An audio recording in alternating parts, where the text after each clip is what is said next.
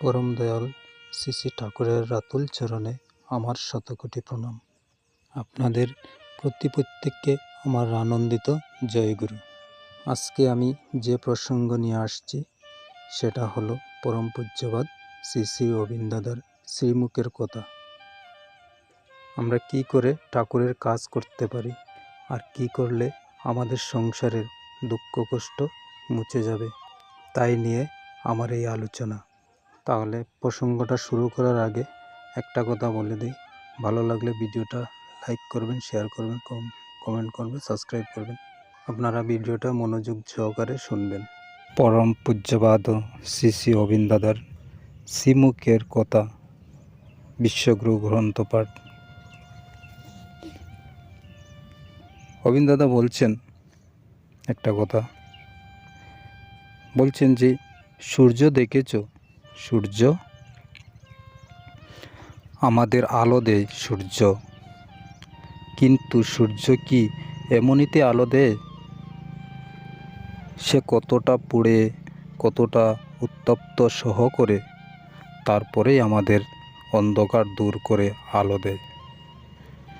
ঠিক তেমনই এই সমাজে যারা অন্ধকারে ডুবে আছে, যারা কষ্ট, দুঃখ, যন্ত্রণা ও বিপদে চলার মধ্যে আটকে আছে, তাদেরকে যদি শ্রী শ্রী ঠাকুরের আলোয় আলোকিত করতে চাই, তবে আমাদেরও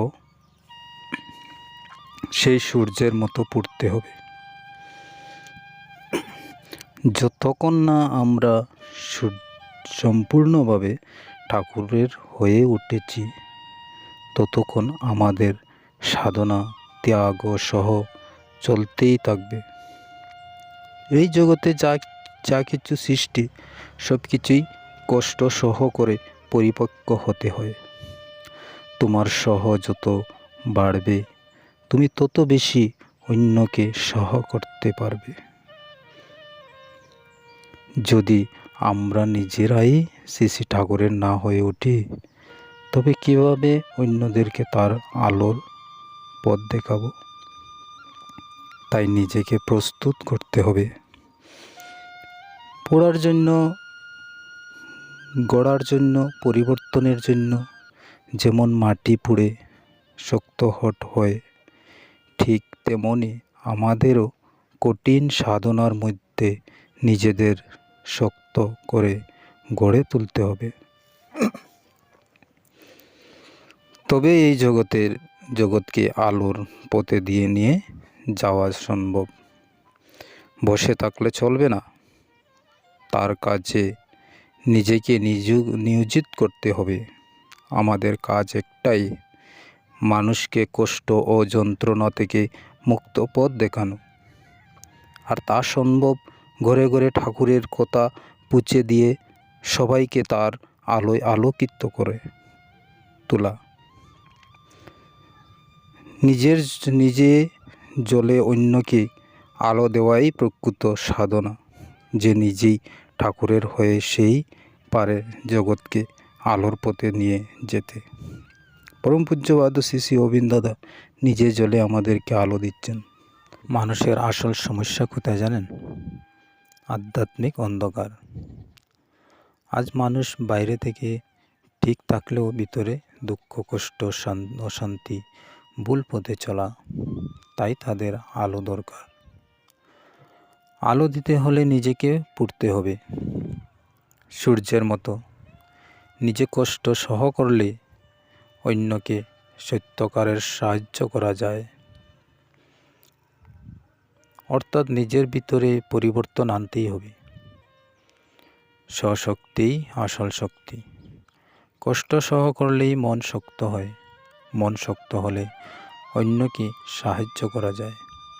নিজে না বদলালে কাউকে বদলানো যায় না। কষ্ট মানুষকে গড়ে তোলে।